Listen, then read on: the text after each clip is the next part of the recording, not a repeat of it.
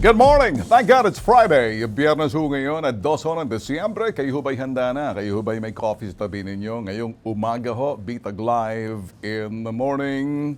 Mula ho sa studio ho namin dito sa Ritual Center, Timog Avenue, Quezon City. Binabato ho namin ang aming signal. Diretso na ho yan, fiber optic transmission. Diretso point to point, diretso na ho sa PTV4. Kami ho'y napapanood din sa aming digital platform. Paulit-ulit po kami rito sa aming Bitag TV, sa aming YouTube channel. Yan po ang aming Bitag Official. And hindi lang po dyan, sabay po tayo napapanood sa aming Bitag Media Digital or bitagmedia.com. Yan ho, sa website and official po sa Bitag Live Facebook page and also sa DCMI Kings Premium Facebook page. Ngayong umaga mga boss, pag-usapan po natin doon. Ako po'y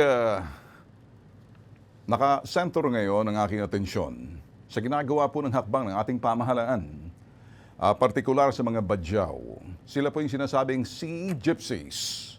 Gypsy kung tawagin, walang permanenteng lugar kasi sila po yung mga taong dagat. Kung titingnan po natin, ganyan pong itsura ng mga badyaw. Ngayon, sila po yung namulat ang mga mata nila sa dagat at hindi po sila sanay sa lupa kaya parang kung titingnan natin, nagugulat po sila at naaakit sa dito ho sa lupa, sa anumang isla, Luzon, Visayas at Mindanao, mapupuntahan po nila. May karapatan po silang ito po'y umikot-ikot dahil sila ay mga Pilipino. Bagamat karamihan po sa kanila wala mga birth certificate dahil hindi uso, hindi po ibig sabihin sila ay hindi mga Pilipino. Ako ho'y nasisiyahan sa ginagawa po ng ating pamahalaan, partikular yung sinasabi na binibigyan po sila ng pagkakataon at oportunidad. Sana lumaki pa't lumawak pa sa tulong po ng DSWD dito po kay Secretary Erwin Tulfo, yung aking minamahal na kapatid na siya po ang ngayon nangangasiwa dyan, tinitingnan, binibigyan po ng ito'y oportunidad sa pamamagitan po ng pagbigay ng 10,000 piso para sila po'y umangat at medyo makapagkaroon ng business opportunity. Subalit, ang ginagawa po ng aking kapatid, si Erwin Tulfo, Secretary, sa tulong din po, ito ho'y sa marching order ng Pangulo, si BBM, talagang mag-launch ho, isagawa ang sinasabing birth certificate or registration program para sa mga badyaw. Pag pinanganak po sila, hindi po usong karamihan po sa kanila na magkaroon ng birth certificate. So therefore, pag walang birth certificate, hindi po sila pwedeng sabihin Pilipino kasi walang mapapatunay. Importante rin po yung birth certificate kasi para mabigyan po sila ng ayuda marehistro para magbigyan lahat ng oportunidad. Pero, eto lang ho, ay ginagawa rin ni Tule Erwin. Ginawa kahapon, pumunta ho sa Hulo, nakikipag-ugnayan ho sa lokal na pamahalan doon. Mga oportunidad na pwede ho kasi sa Zamboanga, Basila, na Tawi-Tawi, Sulu. Ito po talaga yung mga lugar na kung saan makikita po natin ang mga badyaw. Hindi po ako naniniwala sa sinasabi ng Coast Guard, na Philippine Coast Guard po natin, na sila po'y tinatraffic ng mga sindikato, pinagsasamantalahan. Tamad, hindi po yan. Mali! Baka naintindihan po ninyo, ang mga badyaw po, hindi po sila ginagamit ng sindikato. Oo, ng lilimos. Nabubwisit po tayo sa kanila, pero hindi po sila mga sindikato. Mali! Kaya nga po, binibigyan sila ng oportunidad. Ako ho, naniniwala sa mga ginagawang programa ng pamahalaan, pero kailangan madagdagan pa, palakasin pa po natin. Paano? Kinakailangan po natin ng Center for Badyaw Development and Livelihood Program. Hindi po one time, consistent po yan. May tuturing po ang mga badyaw as mga fisher folks. May kasabihan sa Biblia, teach a man how to fish, do not give him a fish. So hindi mo na dapat bigyan sila ng isda kasi alam po nila mangingisda. Gamitin po natin ang kanilang kaalaman sa pangingisda dahil sila po yung mga taong dagat kung titingnan po natin. Sa tulong po ng pamahalaan, panahon pa ho ng dekada 60, bata pa po ako, nakikita ko na po sila pag ikay nasa barko. Mula Mindanao, bakasyon kami ng Maynila, sasakay kami ng malalaking barko sa mga cabin pa ng araw. Tatapunan po namin ang barya. Nasisihan po kami pag nakikita po namin sila. Kung minsan nagtatapon kami ng bato, matalas pong kalamata, hindi po sisisid. Magpapakita po kami, kaparehon yung barya. Itatapon po, boom! Pagtapon po yan, boom! Sisisirin po nila. Nasanay na po sila mga ganon. Sa YouTube po yan. Marami pong ganyan. So, simula na, ito naman, papel. O, sisisirin po nila yan. Diyan, ayan, makikita nyo. And they enjoy doing that as kids. Paglaki po nila, medyo nagle-level up na po sila, naglalakihan na po sila, at sa palagal ng panahon, dekada 60, 70, 80, 90, ito na, millennial, new millennium, 2010, 2020, ngayon lang po sila nabigyan po ng talagang hakbang or may medyo action na siniseryoso na po ang kanilang mga kapakanan. Sila po yung mga Pilipino, they are entitled doon sa sinasabing, in pursuit to life, liberty, and happiness. Yung kanilang pamumuhay. Yung sinasabing pursuit to life, liberty. Malayang makapagkilos kung saan-saan at para doon sa sinasabing in pursuit to happiness, masaya naman sila sa kanilang pamumuhay pero hindi po sa panlilimos. Paano po yan? Sila po inaakit sa Metro Manila tulad po ng ibang mga kababayan po natin galing sa probinsya, pumupunta ng Maynila. Marami po naiinis sa atin sa kanila kasi kung minsan panglalilimos, kung minsan sabi ganito ang ginaganyan, hindi po natin natutumbok yung dahilan ng problema. Kasi tinitingnan po natin epekto ng problema. Epekto lang po yan. Sa tagal ng panahon, ilang presidente na, ang daming presidente nangyari, hindi po sila nabigyan ng pagkakataon. Tingnan na maigi sa panahon laho ni BBM at sa secretary po ng DSWD. Pero hindi lang po dapat DSWD, yung gobyerno na po yan. Meron po tayo para doon sa mga NDCP, National, anong tawag doon sa sinasabing, ano na yun? NCIP. Ako'y nananawagan sa National Commission on Indigenous People. Sila po dapat tumingin. Hindi lang po sa Badjao, pati sa mga ita na bumababa sa Metro Manila. So dapat meron po, kumilos po kayo. Kasi ang DSWD tagapagbigay ayuda at mga suporta para sa kanila, pero yung pong pinaka-espiritu at saysay ng inyong pananatili dyan, NCIP. Development, kaya nga yung development, kapakanan ng mga Badjao at doon sa kanilang livelihood para sila'y mabigyan ng pagkakataon na mag-isip hindi para manglimos, not living na manglimos. Ganun po kasimple. Wag po natin, sa Coast Guard, okay, kaibigan ko rito, paborito kong kaibigan, si spokesperson Arman Balilo. Sir, kinig po kayo, no? Wag niyo po i-profile ang Badjao. Balilo, wag niyo po i-profile ang Badjao na parang akala ninyo mga terorista or suspicious. Be careful with what you're saying. Baka na misquote ka. Do not profile the Badjao as, I don't know, suspicious. Napakalawa kasi ng salitang suspicious. You know, police character. Pag suspicious kasi, hindi nyo magawa sa ibang sektor ng lipunan kasi pinapalagang kayo pag sinabing the word profile. When you say that, you're already profiling them. Please, next time, be careful with the word. Let me help you here, Commodore. Banning Badjao sa Metro Manila means they're considered what? Sila po yung mga na huwag papasukin. Na may karapatan po sila, the life, liberty, and pursuit to happiness. Tulad ng ibang Pilipino, Pilipino po yan eh. Unless kung gusto niyang gawing refugee, mga yan. Hindi po pwede.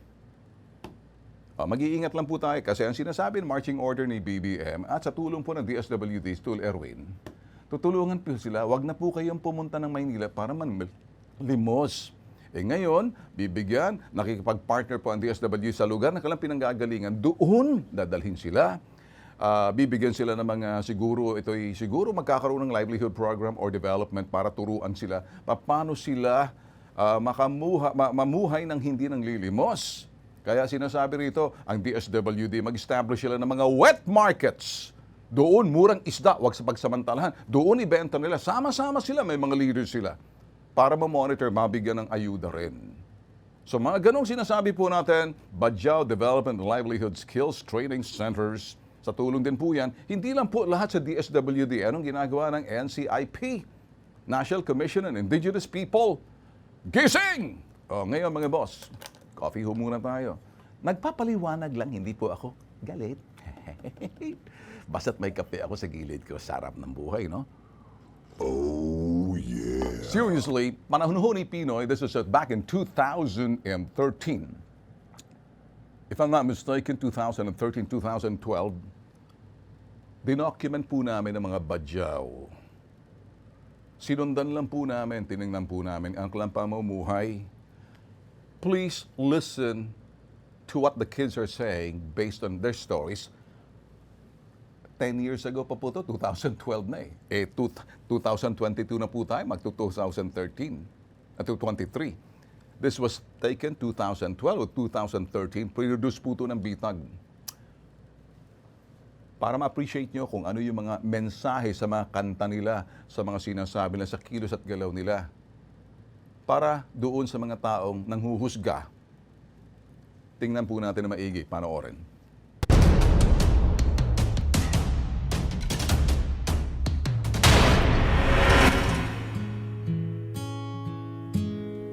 Ako po si Ramsid. Galing po kami sa Buanga. Nabaril po ang nanay ko, magulang po ko po. JR, Batarani. Gusto ko po magtatrabaho. Madrigal po. Kaya kami pumunta dito para maghanap buhay, para tumigil na yung mga gulo.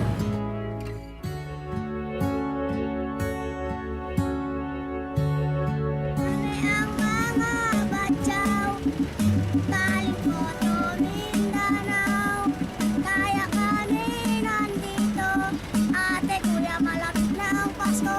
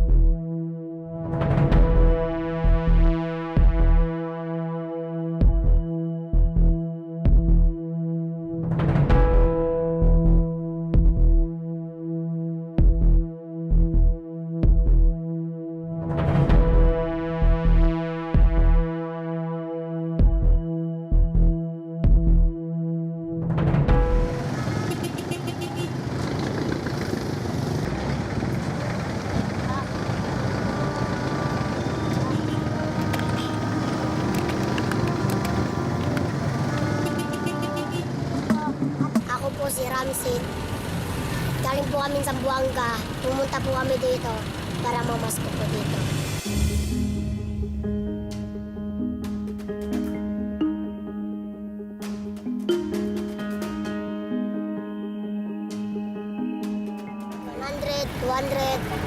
Sa mga pagkain namin lang yun.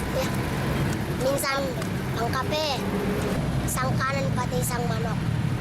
Busog ka nun, isang soft drinks.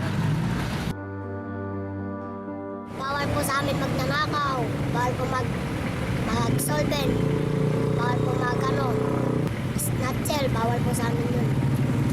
Bawal magmumura. Kung magmumura kami, papaluin kami ng ate namin, ate nanay. Ganyan lang po kami. Kung walang nagbibigay, salamat din. Kung magbibigay, salamat din.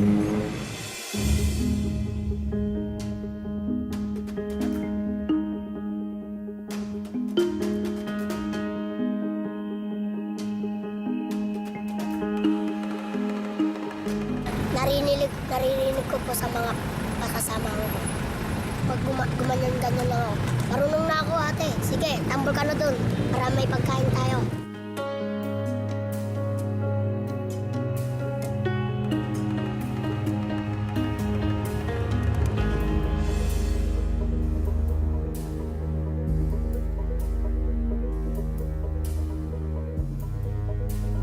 Pumunta lang sila ng palengke. Tapos bigla dumating mga pinaril yung nanay ko muna. Tapos tumakbo yung tatay ko. Pinaril sa likod niya. Tumakbo ako doon. Nabut ako ng pinaril ng mga sundalo. Tumakbo ako sa kanila. Rabo dito tayo. Punta ka dun sa SWD. Opo kuya, salamat po.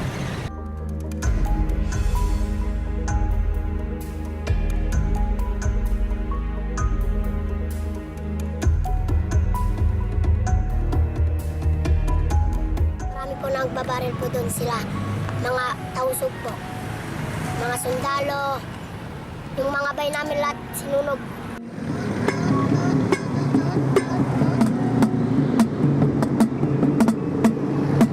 Barko po. Libre po. Ng sundalo na nunulong sa amin. SWD, Police, MBI. Lahat po nanunulong.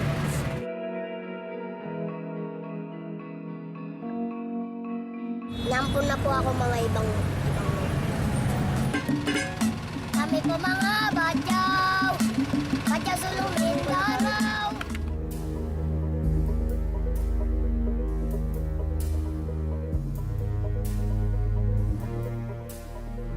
Gusto ko po mag-aral. Gusto ko mag-graduate. Gusto ko maging pulis.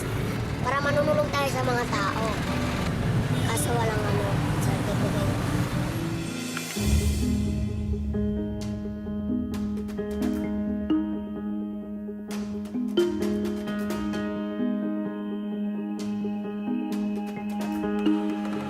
Niyagaw yung softdrink sa kamay ko. Sinuntok ako dito. Tapos umiyak ako. Tapos tumakbo ko na ang pera ko, yung 200. Nagsumbong ako sa pulis.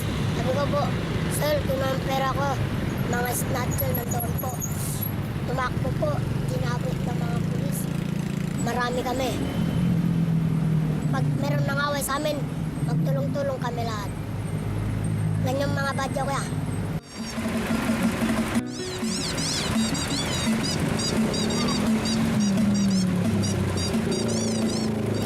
Dito na lang po ako, masaya po rin ako dito.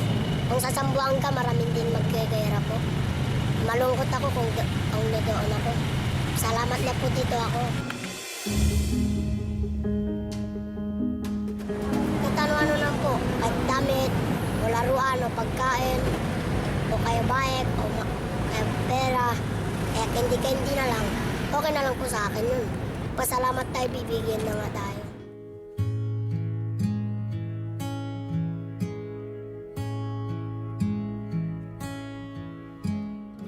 Damit na po, pati sir. Pati brief na lang po. Kami po mga badyaw. Badyaw sulong Mindanao. Kaya kami nandito. Marami ng gegero. Ay na pagiling. Ay na pagkusing-kusing. Ilalilalilan. Ilalililan. Isa. Ang mag-alaanan.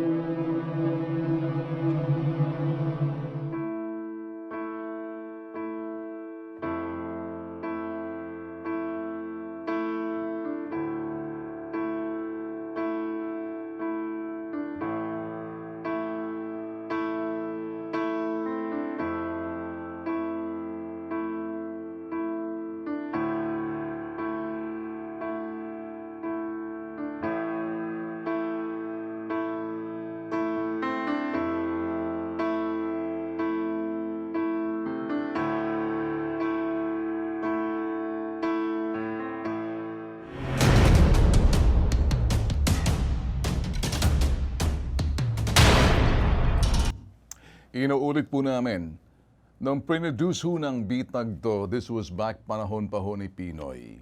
And that was back on, magde-December na po siya. I believe it was in 2013 if I'm not mistaken.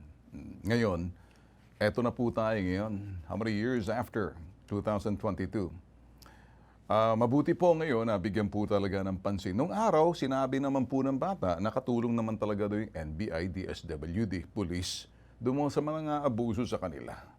Mantakin nyo kumakain ng umiinom ng soft drinks, inagawan, sinuntok sa mukha, kinuha yung 200. Kwento po ng bata yan. Siguro ngayon malaki na sila. I mean, how old are they? Pero yung kanilang mga, akala natin, mga bansot, pero sila po, hindi po sila 8 years old. 13, 14 na po yung mga edad na yun. Hindi po sila 13, 14, mga nagbibinata na po sila. Eh ngayon po sigurado, 9 years after, mga 20 mapapanood po nila.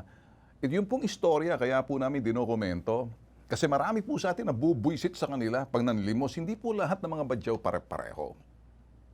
May mga depende. Ito pong napunta rito sa may, malapit po sa may Trinoma. Dito po sila sa may, nung araw sa may veterans. Diyan po sila nanglilimos noon.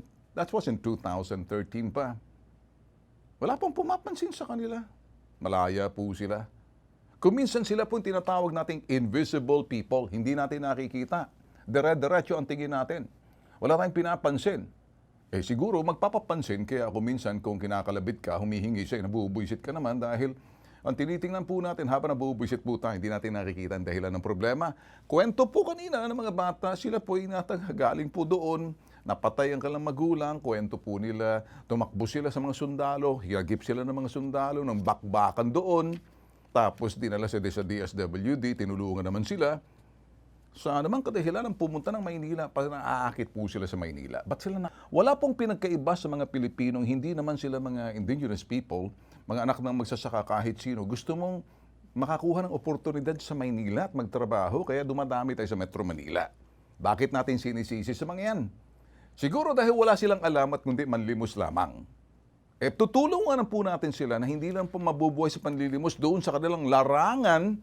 Mulat pa lang ang mata pangingisda, kaya tama po yung ginawa po ni Secretary Erwin Tulfo, nakipag-ugnayan po siya sa mga lokal na pamahalaan sa Zamboanga, Basilan at sa Hulo na para maka-establish ng wet market. Para doon sa wet market, yung mga isda na kanilang mga nakukuha para ibenta. May pagkakitaan sila kung sila'y magkakaroon ng kooperatiba na mina-manage, pinangangisiwaan po yan. Ng lokal na pamahalaan, sumusuporta po yung DSWD. Hindi lahat sa DSWD. At ang sinasabi ni Marching Order ni Pangulo, tigilan ang panlilimos nito. Pero epekto lang ng problema. Ang ating nakikita, dahilan ng problema. Matagal na po sila napapabayaan. Dekada 60. Sa Mindanao pa sila. Hindi pa sila umaabot ng Maynila. 60, 70 ang uso po sa kanila. Lahat ng mga barko sa pier, hihingi sila ng pera, tapunan mo lang ng barya, sisisid na sila. Sa tagal ng panahon, kapareho niya, tapunan mo ng barya, sisisid na sila sa barko. Ayan, yan ang trabaho nila. Natisihan sila sa ganyang pamumuhay. Hindi nila alam ibig sabihin ng mendicancy na buhay sa panlilimos. Namulat ang kalang mata sa panlilimos dahil katuwaan ng mga bata, paglaki po nila, alang oportunidad, napapabayaan ng mga lokal na pamahalaan, tingin po natin sa kanila, mabubuhay sila dyan sa dagat. Ngayon, kung istriktuhan sila ng Coast Guard, sasabihin, huwag pasakay ng barko, suspicious ba? Anong suspicious niya? May mga armas ba yan? Hindi nyo nga nagagawa doon sa mga pinoprofile ninyo, tapos natatakot kayo na babagay mga buntot ninyo, kumukuyo sa mga bombolios ninyo pagdating sa mga profiling. Pero pagdating sa badyaw, kaya ninyo dahil walang magsasalita para sa kanila, putok sa buho kayo. Kakabuisit, hindi ho ba? Ang gusto po ng DSWD, bigyan sila ng oportunidad. Ang sinasabi po ng BBM, tulungan na natin para wag namang limos, bigyan ng mga hanap buhay. Pero medyo mahaba-haba na trabaho to. Magpaparehistro sila para sila doon sa kanilang birth certificate. Wala pong mga birth certificate karamihan sa kanila. Pinanganak siguro sa Davao, hindi usong birth certificate. Kaya para mabigyan ng ayuda ng DSWD, para doon hindi lang po livelihood program na hindi lang ayuda ng bubuhay sa panlilimos, bagkus yung larangan na namumulat sila sa dagat, mangisda, at para ibenta sa wet market. Ayun. So, tulungan sila mamulat na ibang bagay pa, hindi lang po dyan, kung ano pa mga hindi na sila aalis ng Mindanao. Pero wag po nating sabihin, hindi na pwedeng sumakay ng barko yan. Suspicious looking ka. Ginagamit ka ng sindikato. Anong ibig sabihin noon? Sindikato, para ano? Magnakaw? Sa bagay, tama kayo. Hulihin yung sindikato, putok sa buho kayo eh. Tingnan nyo ang kilos ng mga sindikato. Kung sila'y ginagamit, mahina kayo. O, nag-gets nyo? Di nga kayo sandali. Tok-toking ko mga ulo ninyo eh.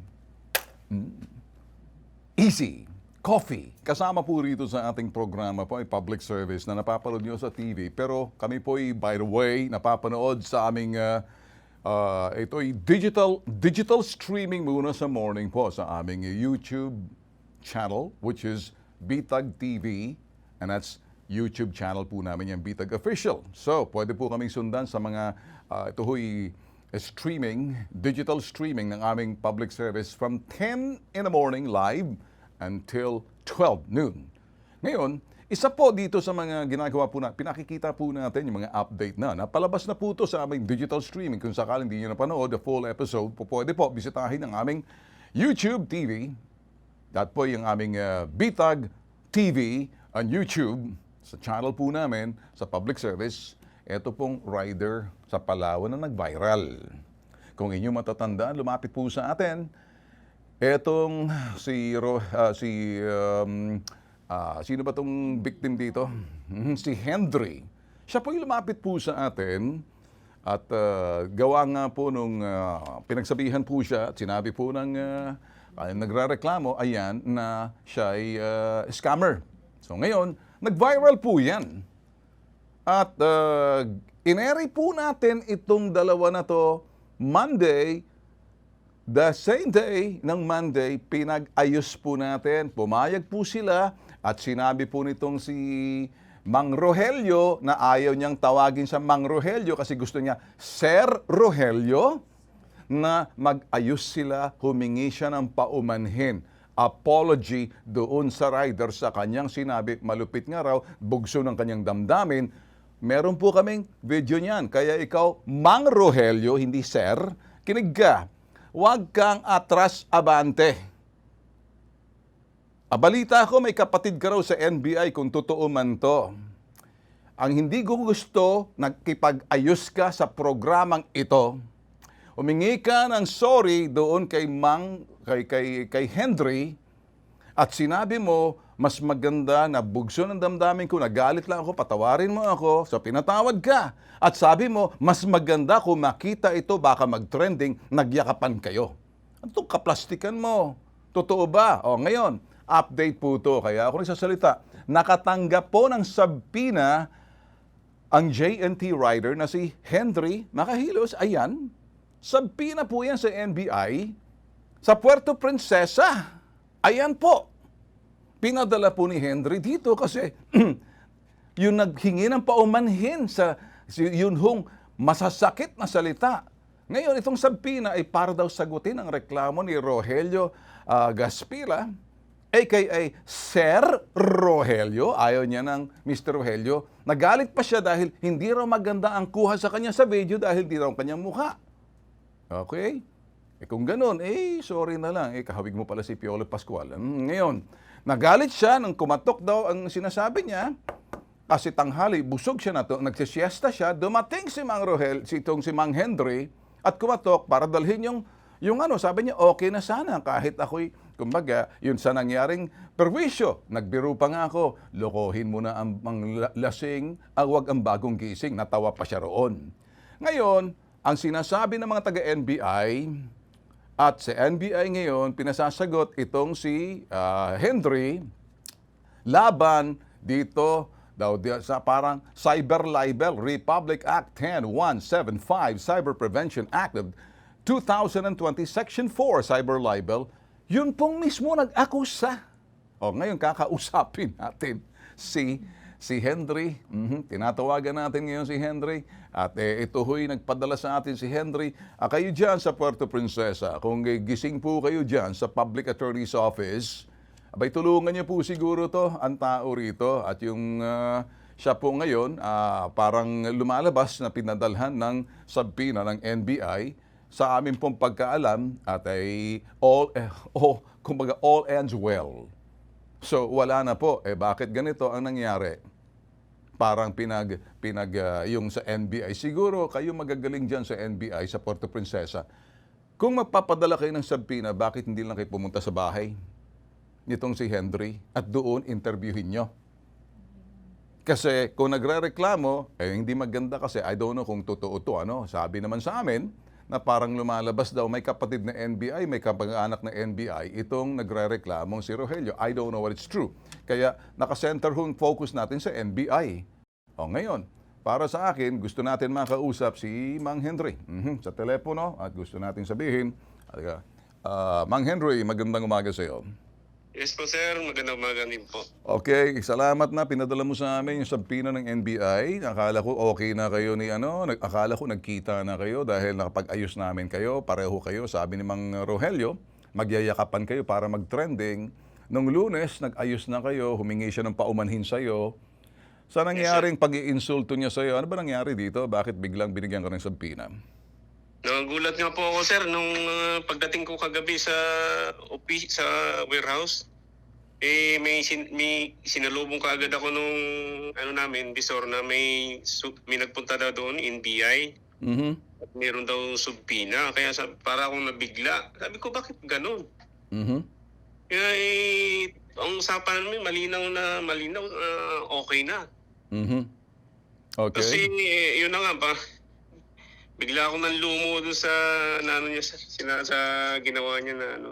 Okay. Nabalitaan ko nga na parang I don't know kung nanggaling ito sa mga nagpadala ng text sa amin. Totoo ba kung pagkaalam mo na may kapag-anak na NBI sa Puerto Princesa itong si Henry?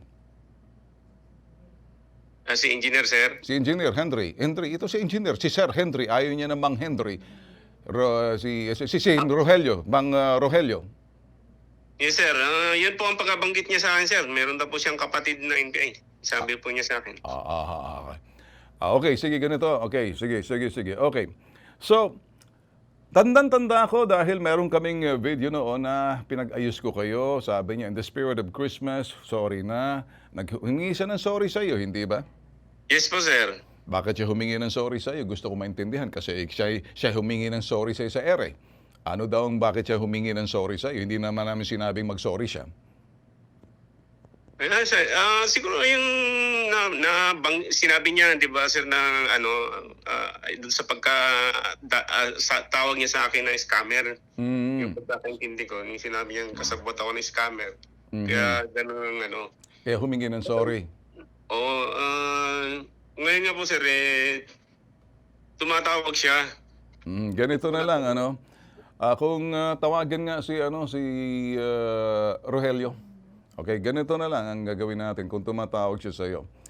Ganito ang aking sasabihin sa iyo. Pumunta ka ng Public Attorney's Office. Yes, Pao. sir. Sabihin mo kung ako'y nananawagan sa Public Attorney's Office para sagutin ang sinasabi ng NBI. Ang NBI sa ilalim ng Department of Justice.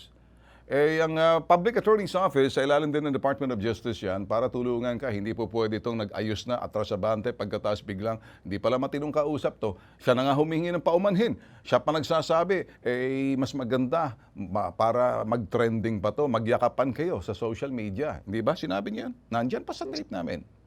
Yes po, sir. Bakit? Hindi nga ako pumasok ngayon, sir, na ako eh. Huwag kang matakot, ganito. Tatawagan namin mamaya. Makikipag-ugnayan kami sa Public Attorney's Office dyan sa Puerto Princesa City para ikay tulungan at hindi po pwede ng ganitong usapan pagkatapos hindi ko maintindihan pumunta siya ng NBI. Kung totoo man ang sinasabi may kapatid siya dyan, may konflikto. Bakit ikaw pagpapaliwanagin? Ang dapat magpaliwanag si Rogelio. Yun nga po, sir. Marami po bakit ako po laging na-interview? Dapat siya nagpakita sa media. Sige, di ba? Ganito ang gagawin natin. Tatawagan natin siya. Relax ka lang. Pumunta ka mamaya sa Public Attorney's Office. Sabihin mo, pinadala kita si Ben Tulfo sa Bitag o NBI, Puerto Princesa. Welcome this person. Kinakailangan ng siguro at this point na parang, siguro kayo nang pumunta sa bahay niya. But in the meantime, pumunta kayo sa Public Attorney's Office sa Puerto Princesa. Nananawagan ako sa Puerto Princesa Public Attorney's Office. I have to be honest with you, may anak ako na public attorney's office sa Pau Lawyer, si Jax. Na hindi ko sinasabi si Jax. Jax Tulfo, Attorney Jax Tulfo. Refer this person doon sa kung sino mang mga Pau Lawyer. Assist this person, hindi po pwede na nangyari dito na parang tinabla ka, trinidor ka, wala, may usapan na okay na, tapos tatakbo sa NBI. Kaya naman si NBI, bakit yung tinatawag magsabpina? Para ma-practice ang inyong mga paa. Alam ko, pag nagbibigay ng sabpina, kung minsan, pwede niyong puntahan sa bahay, interviewin na lang, huwag na yung pananakot na pupunta sa opisina niyo. Malapit lang naman kayo, mas maganda siguro, natatakot si Henry, pumunta kayo sa bahay niya, kayo na magkusa. Ay, kayo nangangailangan, kayo mag-i-interview, bakit niyo papupuntahin dyan? Sige, magtrabaho kayo. Ganun lang ang trabaho ninyo eh. Okay na, Henry? Sige po, sir. Okay, Salamat sige. po, sir. Okay. Oh, Thank you po. sige, tawagan mo nga to si Henry kung sasagot. Kung hindi si Rogelio, si Piolo. Ah. Kami po, simple lang, anong public service po natin. Sa linya ng telepono si Mang Rogelio Graspila. Magandang umaga sa iyo, Mang Rogelio. Opo, good morning din po. Mang Rogelio, una sa lahat, ako'y salamat sa pagtanggap mo ngayong umaga itong tawag namin sa iyo. Hindi ba, Mang Rogelio, na naka-live tayo ngayon, ano? At gusto kong sabihin sa iyo, live tayo ngayon sa People's Television Network. Opo. Pero, Mang Rogelio, kayo'y mismo humingi ng paumanhin sa ginawa ninyong pag-akusa ng etong si Mang Henry na scammer, kasabwat ng scammer. Anong tawag mo roon pag nag-deliver ka ng bagay na hindi mo naman, hindi yung totoo, kaya sinabi mo si Henry scammer. Pero ang tanong ko sa iyo, sabi mo, nagkamali ka, bugso ng damdamin lang, humingi ka ng sorry. In the spirit of Christmas, humingi ka ng kapatawaran, pinatawad ka at sinabi mo para mag-trending pa, magyakapan kayo sa social media. Tama? Ano itong ginagawa ng NBI na humingi ng totoo ba? Pumunta ka ng NBI para ikay nagre-reklamo roon, cyber libel kay Mang Rogelio, kay Mang Henry. Sir, gato po yung paliwanag ko. Friday po nangyari yan. Yes. Pagkatapos po, Monday, Yes. nag-file na po ako agad niyan. Bakit hindi mo sinabi sa amin nung Monday pa lang? Kin-interview ka namin. Hindi po. Live sa ere. Pagkatapos live sa ere, umaga pa lang. Pagkatapos, dapat sinabi mo kung nauna na pa-interview ko sa NBI, sinabi mo, sir, kasalukuyan po, nag-file po ako ng cyber libel. Pagkatapos may na-file ka na ng cyber libel, pagkatapos hingi ka pa paumanhin doon sa live natin sa pambansang sumbungan na napapanood nationwide, worldwide. At pagkatapos yun pala, hindi mo sinabi na nag-file ka na. Kasi kung nagsabi mo nag-file ka na, hindi ka na namin in-interview. Hindi mo dinisclose yan eh. Ang nakakatawa raw, nag-file ka ng cyber libel pero humingi ka ng paumanhin, hindi matatalo ka. Bakit? Dapat, siguro sa sitwasyon, sana sinabi mo, Sir Ben, pasensya na po, Sir Ben, nakapag-file po ako, pumunta ako sa NBI para humingi ng ganito, ganyan, at siguro, Sir, ayaw ko muna magsalita. Kasi nag-report na po ako sa NBI. Hahayaan ka po namin, hindi po namin kayo tatawagan. Ang kasalanan mo, hindi mo kinuha yung oportunidad para sabihin na ganyan. Problema sa iyo, humingi ka ng paumanhin, pinatawad ka ng taong inakusahan mo, tapos ngayon, in-stress mo pa yung tao. Hindi po, nag-usap na kami niyan. Pagkatapos noon, nag-usap na kami. Sabi ko, samahan mo na lang ako para mabawi ko rin kasi na. Okay, ganito na lang. Ganito na lang. Kasi samahan ka ngayon ni Mang Henry. Opo. Sama kayo, holding hands kayo sa NBI para kayong mga lovers. Total Christmas naman ngayon. Magyakapan kayo doon sa NBI. Wala namang lips to lips kasi lalaki kayong pareho. Hindi kita niloloko para doon sa pakialamerong NBI na wala pang kaso to. Sinasabi na nila si Henry kung maaari pa sa tulong mo dahil ikaw na nag-file, sabihin mo sa kanila, sir, nag-ayos na po kami, kawawa naman po in the spirit of Christmas, wag na po nating gipitin. Naawa ka rin naman, di ba? Maliit na tao yan, mayaman ka eh. Bakit hindi na lang natin tulungan in the spirit of Christmas? Ikaw na lang ang pumunta sa NBI. Pasamahan ko si Henry sa iyo. Kasi kung hindi, tutulungan namin si Henry sa Public Attorney's Office para nang sa ganon, ipaliwanag. Pero kung ikay disinterested ka na, bahala ka na. Kumuha ka ng abogado, mag-cease and desist ka na lang. Sabihin mo, hindi na ako interesado. Bakit ka pipilitan ng NBI? Magpasasabpi na sila kung hindi ka na interesado. Tinuturuan lang kita. Pwede ba ganon, Mang Rogelio? Kung ano pong maganda. Basta kami... Sige, okay. Okay na kayo, ano? Sabihan ko na siya. Alright, sige. Sige, pakisabi mo, magsalita ka ngayon dito sa programa, panawagan mo sa NBI, ina-atras mo. Opo, yun nga po yung... Sabihin mo ngayon, mga magagaling na NBI. na hindi ko na itutuloy yung pinail ko sa kanya. May, Mang Rogelio, isang bagay lang para hindi tayo pagdududahan, ano? Ikaw ba'y may kapatid na ahente ng NBI? Wala nga po, wala po. Wala. Okay, ngayon, mas magandang sinabi mo kasi kung hindi, conflict of interest yan. Siguro, Mang Rogelio, tutulungan namin kayo sa tulong ng bitag. Wala nang kaso-kaso, pambihira. Nagpatawaran na kayo eh. Sabi ko na nga po sa inyo, di ba? Yeah, kaya nga, ang problema, NBI, po, yun ang- Ito, Mang Rogelio, ano? Simple lang. Kinakabahan, hindi makatulog. Wala naman siyang kasalanan. Sinasabi na siya pumunta sa NBI. Ikaw may magagawa ka riyan. Tulungan natin si Henry. Sige po, makakasa po kayo. Alright, sige. Maraming salamat ha. Merry Christmas sa iyo ha. Actually po, nung Merkulis dapat, kaya lang holiday. Di bali na. Ikamusta mo na lang ako dyan sa mga tropa mo ha. Sige po, sige po. Okay. Sino-sino ba mga tropa mo dyan? Mga kaibigan na. Mga kaibigan. Kumusta mo ako yung mga kaibigan mo dyan? Yung mga senior citizen ba mga kaibigan natin dyan? Opo. Okay, sige.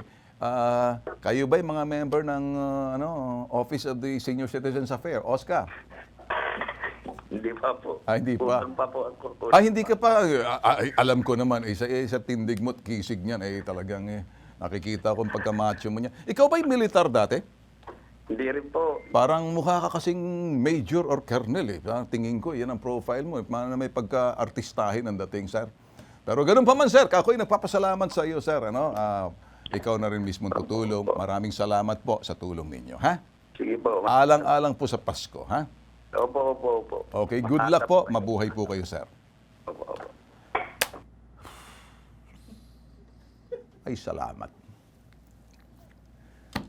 Ito talaga to si Colonel Piolo. Diretso na po ako Kami po, naka-receive po kami. Ito po yung aming sister company, Divergent Concept Marketing Incorporated, demand letter sa isang nagngangalang Charlene Kagomok. Mula sa Recto, Manila, doon daw po sa sinasabing natanggap daw po nila na package na sinasabi po nila, yung item na to, mga bato. Sa halip daw po, botelya ng King's Premium 825 ml, lumapit po sa amin yung general manager at the same time yung sales director ng DCMI na nakatanggap daw po siya ng malaking bato at mga buhangin sa loob ng isang yung gamit na sako. Kaya yung DCMI Sales and Marketing, Ryan, Christopher, David, kinokontra niya po dahil may mga CCTV po ang mga tao roon sa ibaba. Lahat na ginagawa ng mga tao sa DCMI, kitang-kita po sa CT. Base ho, pag-process ng order, tapos ipaprocess, ilalapag lahat yung mga order doon, pakikita po sa CCTV, ni-review po namin. Very strict po yung protocol ng DCMI. Sister company po yan ng bitag, kaya hindi po kami mabitag. Lahat po dito sa opisina, maliban lang sa mga CR, walang CCTV. So, ang mga trabaho ng tao monitored. Hindi po pwede gumawa ng kalokohan. Pwede po natin balikan 30 days ago. Kaya ang Divergent Concept Marketing Incorporated, sinasabi rito na kung maaari, o to sa NBI, manghimasok. Kaya ikaw, sino itong nagpadala ng sulat na to? Nananawagan, mas maganda siguro, mapanood niyo po to kasi ito po, di po nanloloko. Charlene Kagomok nag-order daw siya sa Lazada at Shopee. Hindi lang basta Lazada, Shopee. Shopee Mall, iba po yung system pagdating po rito. Hindi po kami yung mga distributor. Kami po sa DCMI at saka BMN, Bitag. Sinisiguro po lahat ay quality. Wala pong pwede mang scam. not on my watch hanggat sandito si Bitag. Kaya kung sino man to, ay kinakailangan maimbestigahan, nilalantad po namin sa publiko. Ito ang video, panoorin. Last November 29, we received a complaint regarding sa isang buyer na nakatanggap daw mula sa amin ng bato, buhangin at sako. I suspect this is maliciously done by someone trying to hurt our product. Dito sa DCMI, meron kaming way ng pagdo-document ng mga products namin. No? From receiving doon sa Shopee online namin, ipiprint namin yung mga waybills na yan at ipapadala doon sa aming stockman.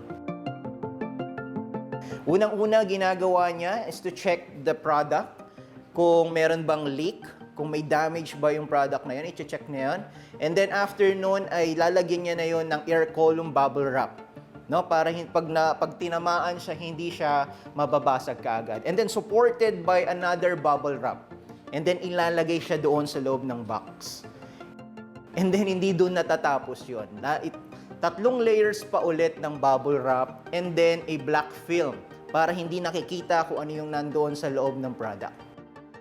So doon pa lang sa sistema na yon, sa proseso na yon, kitang-kita na malabong mangyari na magkaroon ng bato, ng buhangin, or kahit ng sako. Dito sa DCMI, kung makikita ninyo, no? So titignan ninyo, we have more than 10 CCTVs na nakapaligid dito. So lahat ng sulok ng DCMI ay makikita. And there's no window of opportunity na makapasok yung mga ganong klaseng bagay. So lahat ng sulok dito ay nakikita, no? So wala siyang blind side, kumbaga. Dahil seryoso kami sa complaint na ito, we did an investigation, no, from our CCTV. So alam naman natin na nakakalat yung mga CCTV doon sa office namin, sa corporate office namin sa DCMI. Mula nung as early as 7:30 a.m. na pinrint yung waybill hanggang doon sa mapunta siya sa processing area with the help of our stockman at saka yung pagpapak niya, ay makikita doon na hindi talaga nilagyan ng kahit ano, no? Lalong-lalo na ng buhangin, bato o kaya ng sako, no? Malabo siyang mangyari. So from the time na na-pack na siya, no? And dumating kasi ng isang buong araw pa yun, no? So isang buong gabi ang nalipas. Dito sa DCMI, sobrang strict kami sa mga tao na pinapapasok namin dito. Kitang-kita sa CCTV na walang pumapasok dito at walang kahit sino ang nakalapit sa mga parcels.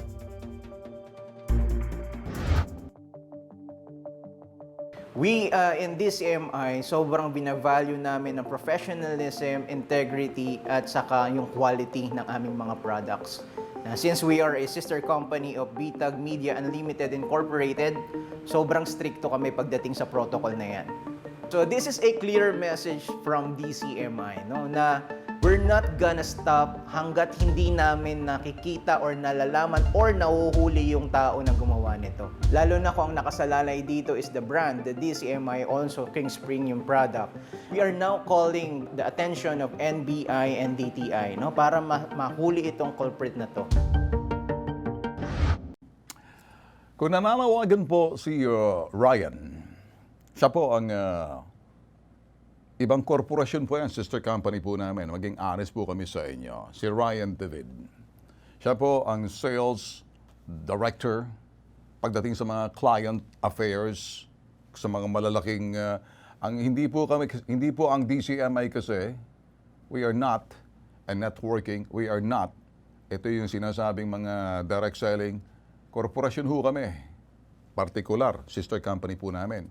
Dealing only doon sa mga corporations, the big corporations na may sistema, especially doon sa mga outlets, sa mga drugstores. Abangan niyo po yan. So, lahat ho, DCMI Dyna Drugs and Food, DCMI Orich para sa Mercury, DCMI pati Lazada Mall and Shopee Mall, DCMI para doon sa ito ay Dragon Bell 8 Corporation and mga area distributor po nito.